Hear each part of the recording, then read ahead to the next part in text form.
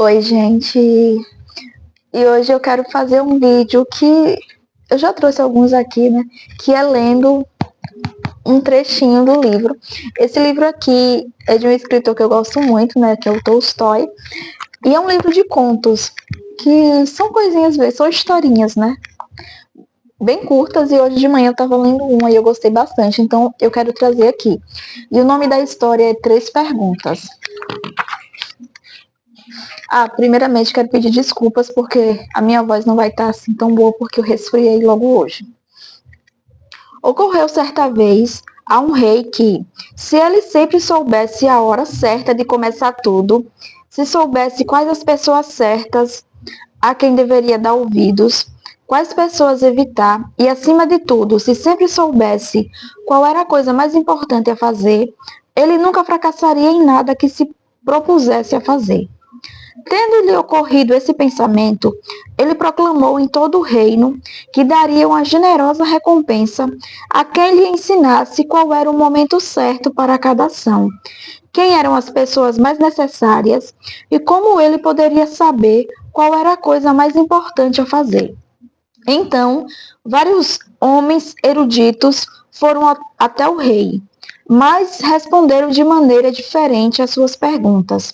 Em resposta à primeira pergunta, alguns disseram que, para saber o momento certo para uma ação, era preciso fazer uma planilha com antecedência de dias, meses e até anos, e segui-la estritamente.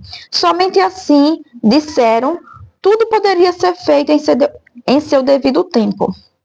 Os outros declararam que era impossível decidir antecipadamente a hora certa para cada ação, mas que não se deixando distrair por passatempos, era preciso ficar atento ao que estivesse acontecendo e então fazer aquilo que fosse mais necessário.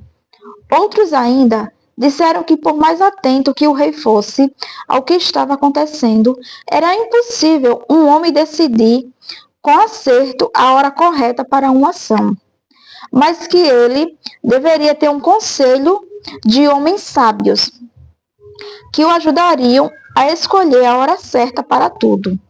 E ainda houve outros que disseram que algumas coisas não podiam esperar as considerações de um conselho, pois exigiam uma decisão imediata. Para tomar essa decisão, era preciso saber de antemão o que iria acontecer, e somente mágicos podiam saber disso. E que, portanto, para saber a hora certa para cada ação, era preciso consultar mágicos. Da mesma maneira, várias foram as respostas para a segunda pergunta. Alguns disseram que as pessoas de quem o rei mais precisava eram os conselheiros. Outros ainda disseram que eram os padres, outros médicos, e outros disseram que os guerreiros eram os mais necessários. A terceira pergunta, sobre qual era a ocupação mais importante, alguns responderam que a coisa mais importante do mundo era a ciência. Outros disseram que eram as habilidades de guerra, e outros disseram ainda que era a devoção religiosa. Todas as respostas sendo diferentes, o rei não concordou com nenhuma delas e não deu a recompensa a ninguém. No entanto, ainda ansioso para encontrar as respostas certas para as suas perguntas, decidiu consultar um ermitão, amplamente conhecido por sua sabedoria. O ermitão morava em um bosque de onde nunca havia saído e não recebia ninguém. Somente pessoas humildes do povo. Então o rei vestiu roupas simples e, antes de chegar à cabana do ermitão, desmontou do cavalo e, deixando seus guarda-costas para trás, foi até lá sozinho. Quando o rei se aproximou, o ermitão estava cavando a terra na frente da cabana. Ao ver o rei, ele o cumprimentou e continuou cavando. O ermitão era frágil e fraco, e cada vez que enfiava a pá e revolvia a terra, ficava ofegante. O rei foi até ele e disse: "Vim procurá-lo, sábio ermitão, para lhe fazer 3 perguntas. Como posso aprender a fazer a coisa certa no momento certo? Quem são as pessoas de que mais preciso e, portanto, a quais devo dar ouvidos entre tantas? E quais assuntos são os mais importantes que necessitam da minha atenção imediata? O ermitão ouviu o rei, mas nada respondeu. Apenas cuspiu na mão e recomeçou a cavar. Você está cansado, disse o rei. Dê-me a pá que o ajudarei um pouco. Obrigado, disse o ermitão. E entregando a pá ao rei, sentou-se no chão. Depois de cavar 2 canteiros, o rei parou e repetiu as perguntas. O ermitão novamente não respondeu, mas levantou-se, estendeu a mão para pegar a pá e disse: Agora descanse enquanto eu trabalho um pouco. Mas o rei não entregou a pá e continuou a cavar. 1 hora se passou e mais outra. O sol começou a se pôr atrás das árvores e finalmente enterrou a pá na terra e disse: Vim procurá-lo, sabe o homem, em busca de respostas às minhas perguntas. Se não pode me responder, diga e irei embora. Aí vem alguém correndo, disse o ermitão. Vejamos de quem se trata. O rei revirou-se e viu um homem de barba correndo de dentro do bosque. Ele tinha as mãos pressionadas sobre o abdômen e havia sangue escorrendo por entre os dedos. Quando chegou perto do rei, ele caiu no chão, gemendo e desfalecendo. O rei e o ermitão desabotoaram a roupa dele. Ele tinha um enorme ferimento na barriga, na altura do estômago. O rei lavou o ferimento da melhor maneira que pôde e o enfaixou com seu lenço e com uma toalha que o ermitão tinha, mas a ferida não parava de sangrar. E o rei removeu a bandagem, encharcada de sangue, tornou a lavar o machucado e enfaixou de novo. Quando, por fim, o sangramento estancou, o homem recuperou o sentido e pediu algo para beber. O rei foi buscar água fresca e deu-a para o homem. Nesse meio tempo, o sol já tinha se escondido e a temperatura estava mais fria. Então o rei, com a ajuda do ermitão, carregou o homem ferido para dentro da cabana e o deitou na cama. O homem fechou os olhos e ficou quieto, mas o rei estava tão cansado por causa da viagem e do trabalho todo o que havia feito, que se agachou na soleira da porta e adormeceu também, tão profundamente que dormiu a noite inteira. Quando acordou pela manhã, demorou um pouco para se lembrar de onde estava e quem era o homem barbudo desconhecido deitado na cama, olhando para ele com os olhos brilhantes. Perdoe-me, disse o homem com voz fraca, quando viu que o rei estava acordado e olhando para ele. Não conheço você e não tenho nada para perdoar, respondeu o rei. Você não me conhece, mas eu conheço. Sou aquele seu inimigo que jurou vingar-se de você, porque você executou meu irmão e confiscou a propriedade dele. Eu sabia que você tinha vindo disfarçado visitar o ermitão e decidi que iria matá-lo no seu caminho de volta.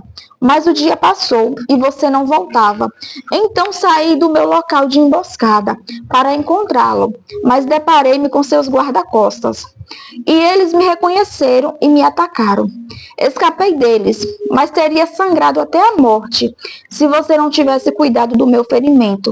Eu queria matar você e você salvou minha vida. Agora, se eu viver, quero servi-lo e ser seu servo, mais leal, e direi aos meus filhos para fazerem o mesmo. Perdoe-me. O rei ficou muito contente por ter feito tão facilmente as pazes com seu inimigo e por ele ter se tornado seu amigo. E não só o perdoou, mas disse também que mandaria seus servos e seu próprio médico atendê-lo e prometeu devolver a propriedade. Afastando-se do homem ferido, o rei saiu da cabana e olhou em volta, procurando o ermitão. Antes de ir embora, ele queria mais uma vez insistir em obter as respostas às perguntas que havia feito. O ermitão estava do lado de fora, ajoelhado, plantando semente nos canteiros, que tinham sido cavados no dia anterior. O rei se aproximou e disse: Pela última vez, peço que responda às minhas perguntas, homem sábio. Já foram respondidas, disse o ermitão, ainda agachado sobre as pernas magras e levantando os olhos para o rei de pé diante dele. Como assim? O que quer dizer? Perguntou o rei. Não vê? falou o ermitão. Se você não tivesse ficado com pena de mim ontem e não tivesse cavado este escanteiro para mim e tivesse seguido seu caminho, aquele homem o teria atacado e você teria se arrependido de não ter ficado aqui comigo. Então, o momento mais importante foi quando você cavou o escanteiro. E eu era o homem mais importante. E ajudar-me foi sua atitude mais importante. Depois, quando aquele homem correu para nós, o momento mais importante foi quando você o socorreu. Pois se você não tivesse enfaixado o ferimento, ele teria morrido, sem fazer as pazes com você. Então, ele era o homem mais importante. E o que você fez por ele foi sua atitude mais importante. Portanto, lembre-se, há somente um, apenas e tão somente o momento mais importante. Agora. É a hora mais importante, porque é a única em que podemos fazer alguma coisa. O homem mais necessário é aquele que está com você nesse momento, pois ninguém sabe se depois estará com outra pessoa e se poderá fazer algo por ela. E a coisa mais importante é fazer o bem, porque esse é o único propósito da vida. Enfim, e assim eu encerro essa leitura, esse conto do Tolstói, que se chama Três Perguntas. Então, espero que vocês tenham gostado, que Deus abençoe todos nós. Como eu falei, estou louca, né? Mas que Deus abençoe todos nós, muita luz, muita paz. Beijão, bye bye.